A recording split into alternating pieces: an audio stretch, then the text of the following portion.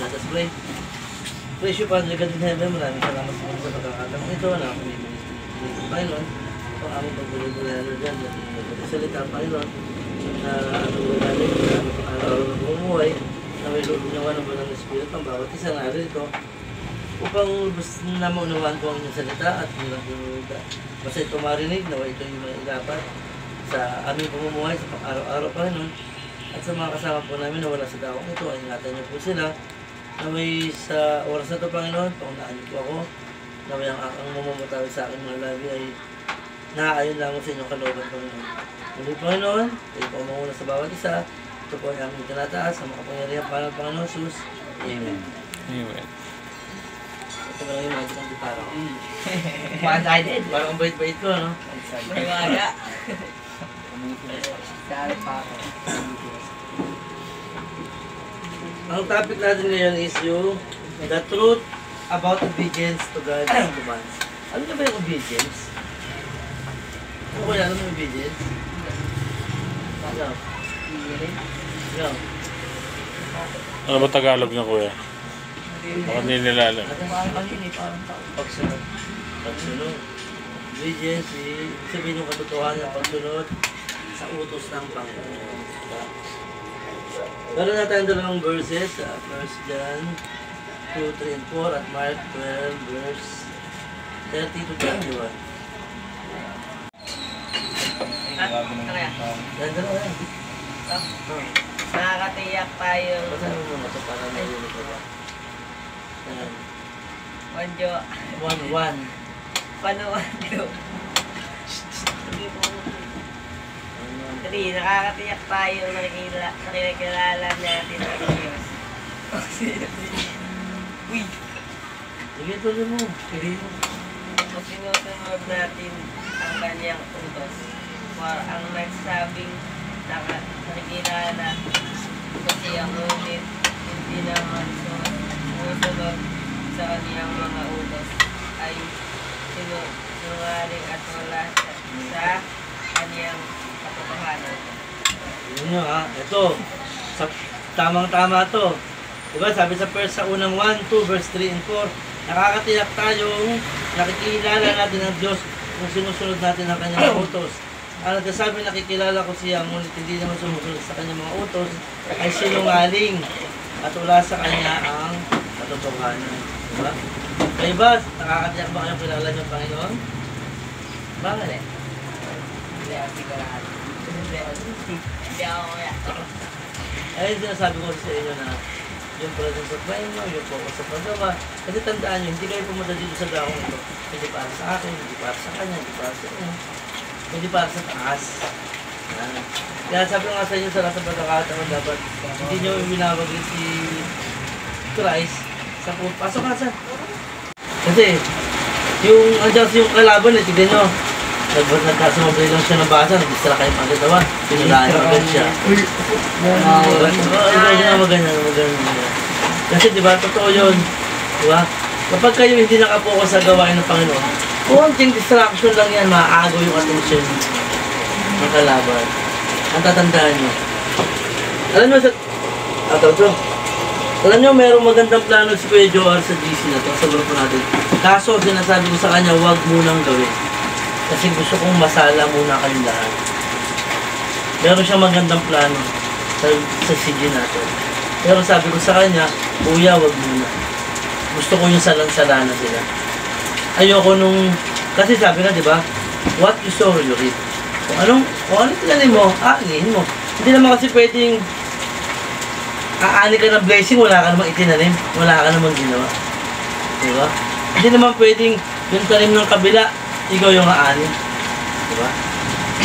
So, sabi nga sa Marcos 12, verse 30-31, Kuya Adel, pakabasa ako. Ibigin mo ang Panginoon ng Diyos ng buong puso, buong kaluluwa, buong pag-iisip at buong lakas. Ito naman ang pangalawa.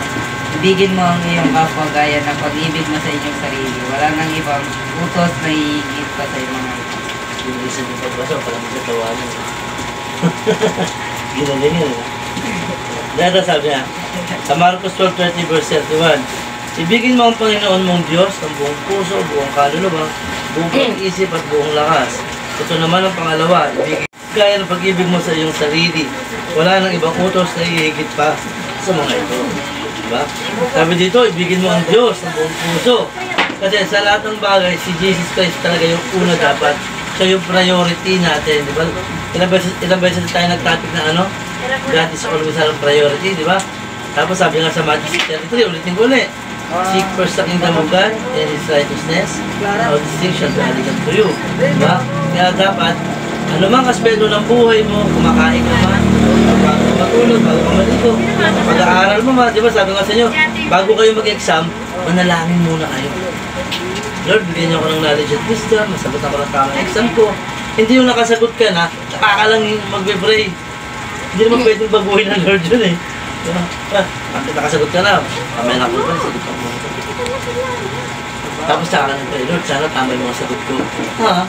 Hindi ko na pwedeng baguhin yun, sulat mo dun. Mas maganda kasi, sa totoo kasi mas maganda kasi yung mag-pray ka muna. Sa pagkain mo, matulog, sa pag-ising.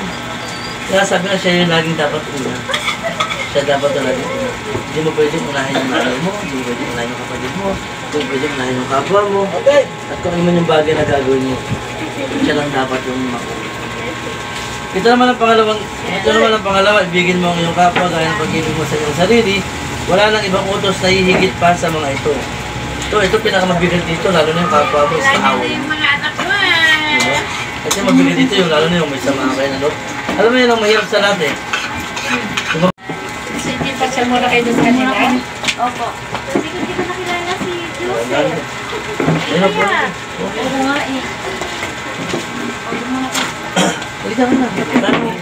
Okay na dyan. Ano na, diba sabi nga, yung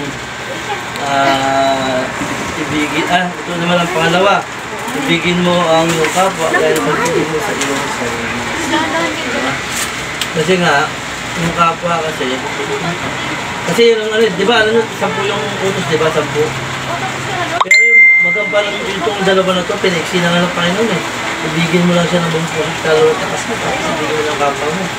Okay na, lahat. Kasi pag nagawa mo kasi itong dalawa na to, lahat yung 10 utos na yun, 10 mo lahat yun. Diba? Kung iniibig mo ang Diyos, makapagnakaw ka ba? Hindi. Makapatay ka ba ng tao? Hindi. Lumakot yun, di ba?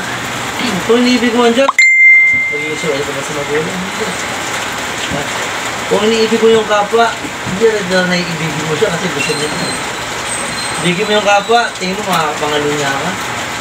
Aalala mo asawa ka. Diba? Basta kung pagsunod ka. Diba? Unang topic natin. Obedience proves our salvation. Ito kami na ito. Obedience proves our salvation. Proves our salvation. Obedience proves our salvation. Ito kasi, yung pagsumunod ka kasi dito, sumunod sa Panginoon, ay may kalakit ka na salvation. Alam mo yung salvation, diba? Ayun yung buhay na walang hanggan eh. Salvation. Sabi nga dito, pag napagsunod ka sa Panginoon, totoo naman yun, kasi pag sumunod ka sa Panginoon, may kalakit na blessing yan. Diba? Kumbaga, mayroong isang bagay na ginawa, na sa kanyang kalooban, pag nag-pray ka sa kanya, pag alam niya makakabuti sa'yo, nagbibigay niya.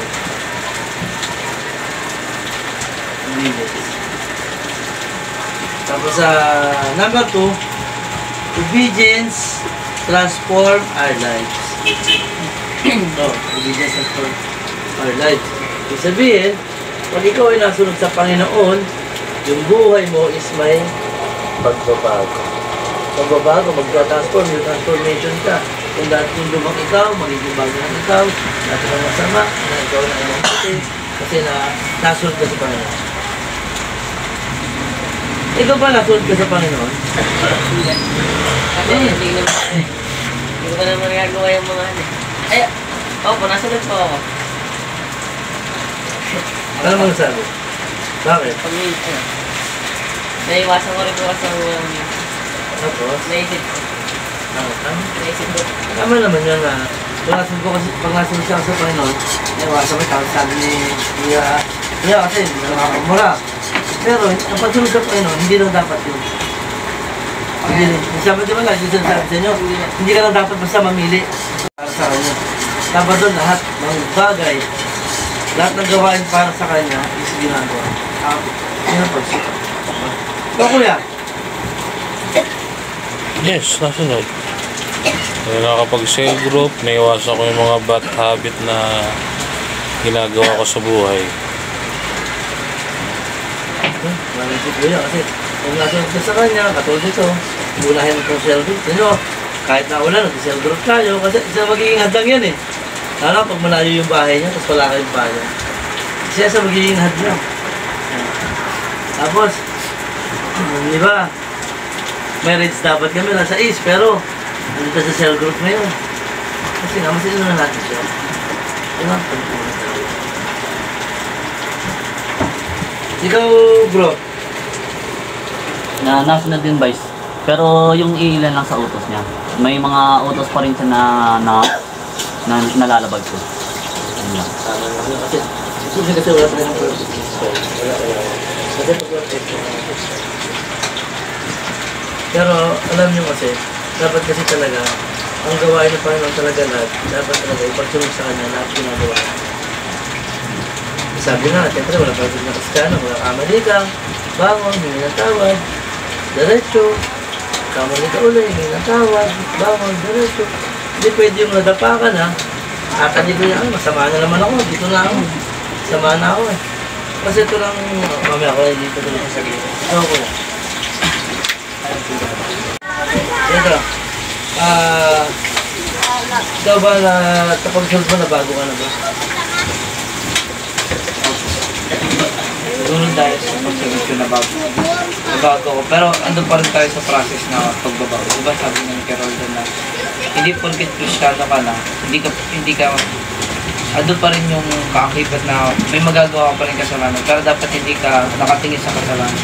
Kundi dapat nakatingin ka sa maglilinis ng kasalanan mo. Which is si God, di ba? Dapat hindi tayo nakafocus. Kung magkamali man tayo na at least try natin na kumbaga hindi natin magawa yung mga utos ng Panginoon, yung mga lunya or mga kung ano-ano mang utos ng Panginoon.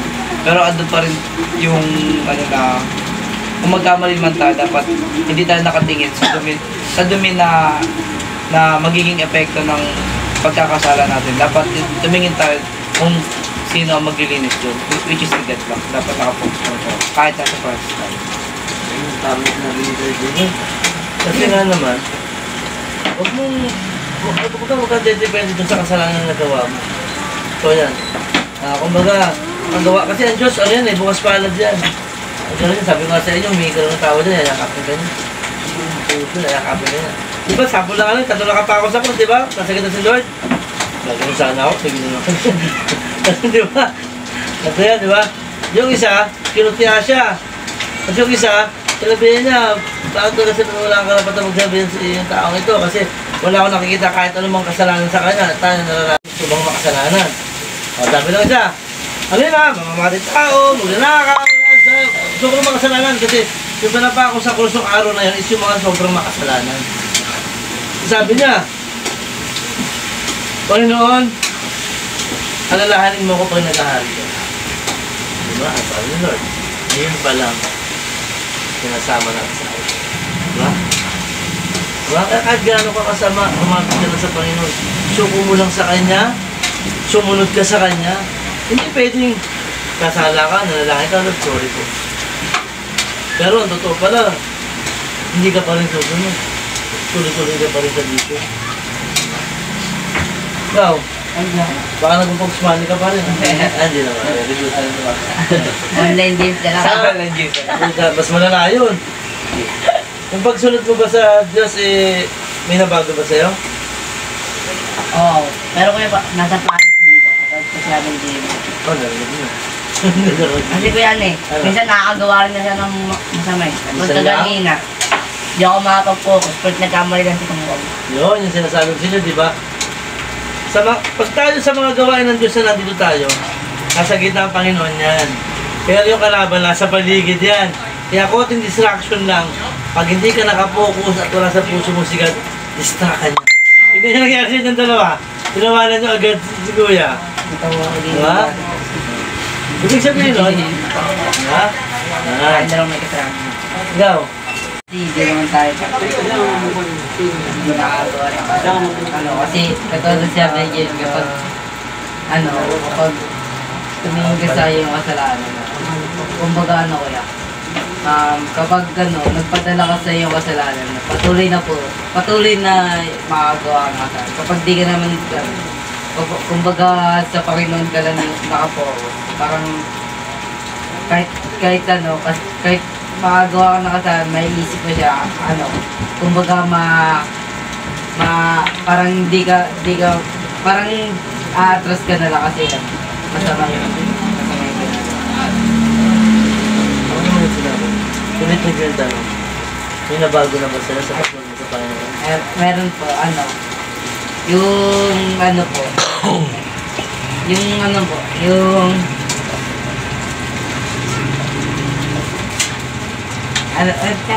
nalito ako. Yung po, dati yung tatlo lang po. kayo, 4-5 na eh. Yung hindi ko lang. Sa pagsunod ko ba sa Panginoon, may nabago na ba sa'yo?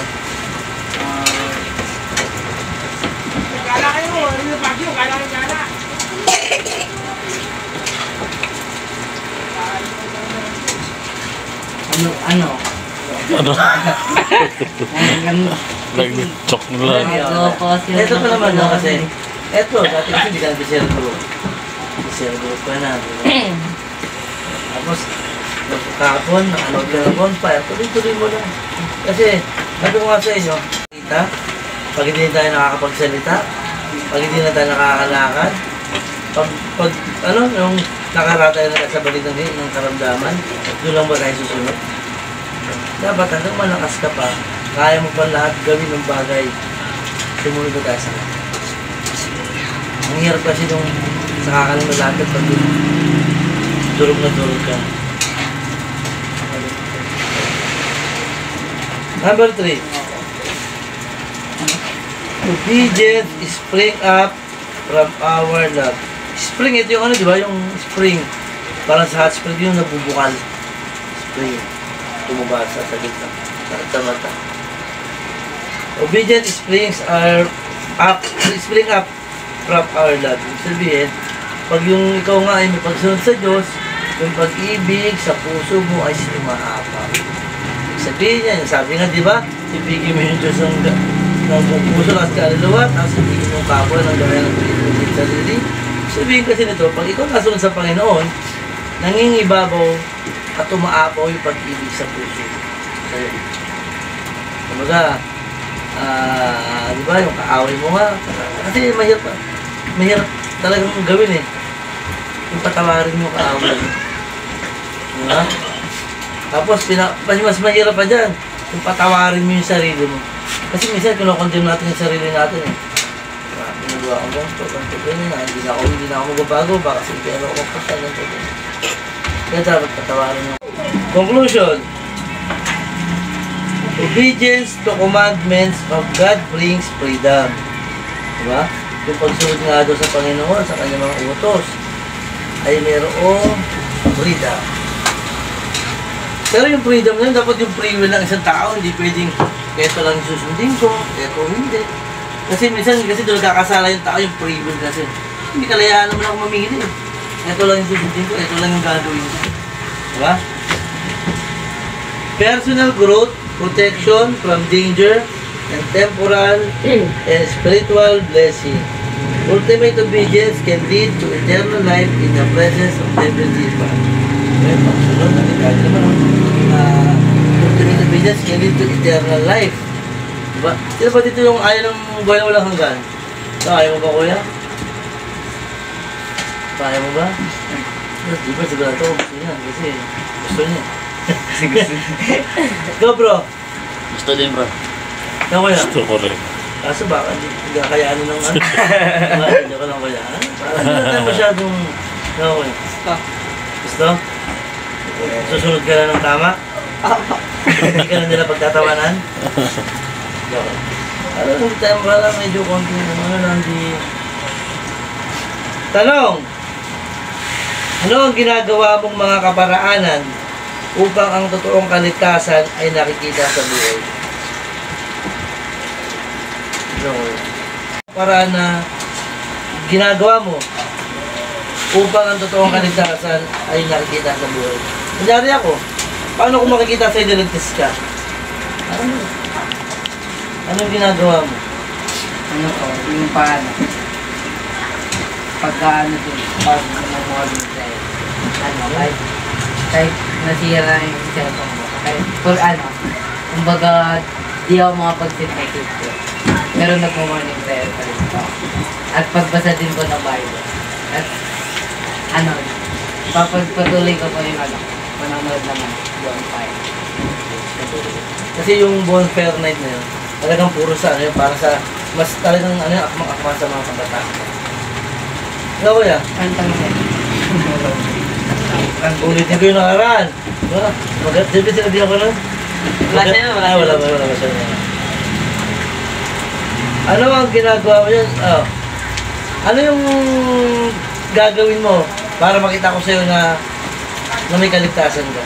Mag-pray ko yun, sabay manawig kayo Lord. Sabay mag-celebrate. Ayun. Marami pa, hindi mo ba? Ayun yung naisip ko. Robert, pakamanagdag ka. Ano po ito? Ano ang ginagawa mo mga kaparaanan upang ang totoong kaligtasan ay nakikita sa buhay mo? Siguro sa akin po yan, mga ginagawa ko para makita yung kaligtasan sa buhay ko. Kasi yung kaligtasan parang nagsisimbolize sa Panginoon natin. Kumbaga, hindi ko man magkaya yung pinaka-ugali ng Panginoon, pero andun pa rin yung kaugalian ng Panginoon, yung pagpapatawad, yung pagtitimpe, and yung kung ano man yung pagsunod sa kanino man. Kasi doon nila makikita na ay ito binigyan ng Panginoon to ng buhay na walang hanggan. Kasi halos katulad yan na yung ugali ng Panginoon. Hindi man natin magaya yung Panginoon, pero itry natin na mag-reflect sa atin yung imahe ng Panginoon. Kasi nga, di ba, kumbaga, doon, ano ba sinasabi sa Genesis na yung kawangis natin yung Panginoon. Dapat hindi lang sa mukha, kundi sa ugali rin. Robert, diba? Kasi nga, sa yung pagiging humbleness, yung mapagpakumbaba, hindi nakikita ng tao yun eh. Hindi ka makikita na, bago na ito. Mga dati ito, palaaway ito, lumalaban ito, konting asar lang, nanununtok na. Ayun, nagiging mapagkumbaba na. Kasi alam nyo, ang sarap kaya maging mapagkumbaba, kaya pa yung puso mo. Ako diba, ano ito kasi nyo, walang meeting na, doon sinesell mo na ng manager ko, 3 weeks. Meeting with puro muling meeting sa akin. Sabi niya, sorry to say Dan, hindi ka namin nararamdaman. Ano ako? Nakasmile lang ako. Siya, nilipat ako ng preso, di ba sabi niya sa akin, lipat mo lang kita ng preso, doon ka masagat yun. Masarap ng preso ko ngayon. Ang baba, tataas ka. Pag ikaw nagmamataas, bababa ka pa rin. So bro, ano yung mga paraanan na ginagawa mo para makita sa iyo yung tunay na kaligtasan? Pag sinabi kasing totoong kaligtasan, yun yung mapupunta ka sa langit. Sabi ni Bossing, yung Diyos Ama, walang makakapunta sa langit. Makakapunta ka lang sa langit sa pamamagitan ni Jesus. Kaya pag pinagsilbihan mo si Jesus, sumunod ka sa mga utos niya, doon ka makakapunta sa langit. Ang paraan ko, yung kung ano yung mga sinasabi niya. Yung magdasal, magbasa ng Bible. Hindi ko na nagawa yung pagbabasa ng Bible, pero nagdadasal ako paminsan-minsan. Tapos, pero unti-untiin ko yun, pabalik. Yun lang naman. Sabi niya, sa class kasi talaga yun. Hindi pwedeng isang ganun lang. Okay ka na, pag-ina ka na. Ang hindi na sabi niya, tama yun. Sabi nga, di ba? Yung kaligtasan. Nakalate Rosa sila. Nakalate Rosa. Di ba? Wala naman talagang ibang daan. Sabi na sabi. Hindi ko lang tanda yung verse. Hindi ko lang alam yung verse. I am the way, the truth, and the life. No one can go through the Father except through me. Hindi ko lang alam yung mismo hook niya. Pero yung kasi talagang nga, I am the way, the truth, and the life. No one can go to the Father except through me. Sa Tagalog, ako ang lahat ng pinituhan, wala makakapunta sa kahanan. Si Joseph nandito. Ko. Ha? Ikaw kuya, Tanong ka? paano paraan mo na ipapakita na ang kaligtasan? Siguro yun nga sa pagiging mapagkumbaba, may nahon, tapos pagmamahal, tapos yung pagmamahal mo sa sarili mo, ingatan mo yung sarili mo. Dahil sa simbolo ng tiraan din ng Panginoon Diyos yung sarili natin. Ano sabi ni Kuya? Pag-iwas sa mga bisyo. Sabi ni Kuya Joel, kasi yung katawan kasi natin, ano eh. Sabi na, yung katawan doon, yung church. Tayo to, church tayo. Small church tayo. Sa atin nananahan, sa puso natin nananahan ng Panginoon, kaya hindi natin dapat sinisira yung katawan ng lupa. Yung katawan natin. Hindi natin pwedeng sirain yan. Abusuhin. Pag-abusuhin. Yung abusuhin, magpupuyat ka sa Pogs Money. Ikaw po yan. Sana ano ya? Ano, sige. Pagsunod Nakagalit ka ha? Pagsunod sa ulos ng Diyos. Tama yun, pagsunod sa utos ng Diyos. Pag sumunod ka sa utos ng okay na okay. Sino yun eh? Diba hindi mga kasama ko yan? Nag-Bible study ko. Wala pa sila, wala pa. Ako din yung target. Hindi yun na. Yun na, tama sabi ni Kuya. Kasi kung nasunod ka sa Panginoon, nandun yung nakikita sa'yo ng mga tao. Ang ganda naman yung batang to. Nasunod sa Panginoon. Sana ganun din yung anak. Tubig. Sige, dali lang. Yun. Thank you. Ako naman siguro, ako siguro, ang share ko lang sa inyo sa akin, ito yung hindi ako tumitigil sa gawain ganito. Yung continuous prayer, na sana dumami pa tayo, na sana dumating yung time na iba na yung pangarap, hindi na kayo. Na sana kailangan yung sarili nyo na habang buhay kita kapakinig lang, na wala kayong natututunan. Dapat i-level up nyo yung sarili nyo. Kasi kayo yung magiging liwanag ng pamilya nyo. Sa mga magulang nyo, mga kapatid nyo, kayo yung magdadala sa kanila. Kasi, pag nakita sa loob ng pamilya nyo, kanyari ikaw, nakita ka ng nanay mo, kapatid mo. Kasi hindi naman ikaw makakasabi sa sarili mo na nagbabago na ako. Kasi mabait na ako. Hindi. Yung kapwa mo, yung mga tao na kapaligid sa iyo, magsasabi niyan.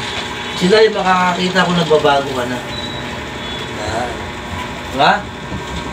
Nagbabago ka na? Hindi ko masabi ang kaya. Ang proseso tayo. Yan. Pwede yan, pwede. Pero, pag nasa proseso ka, sinabi mo magbago ka. Kasi, meron kasi magbago kung wala na tayo. Kasi hindi natin alam kung hanggang kailan na tayo sa mundong ibabaw eh. Diba? Hindi natin alam.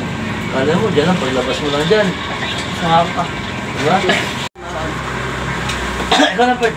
Sige na. Ito na ako.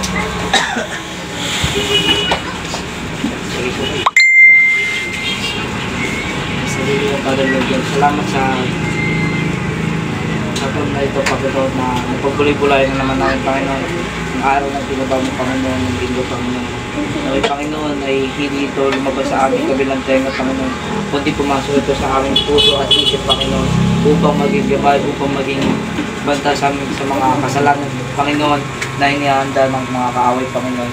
Muli, Panginoon, kaya pasalamatan ko, Panginoon, na nagkaroon kami hininga, Panginoon, at kaya pasalamatan namin, Panginoon, ang mga pagkain na aming nakakain sa araw-araw, Panginoon. At nangingiman kami, Panginoon, ang kapatawaran, Panginoon, sa iyong kakpaan, Panginoon, ibababa namin ang aming sarili, Panginoon. Sinadyaman namin, no, hindi, Panginoon, hinihingi namin ito, Panginoon, sa iyong pangalan ng Jesus, Panginoon.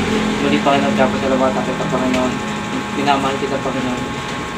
In Jesus' name we pray. Amen. Amen. Amen. Video mo na, video.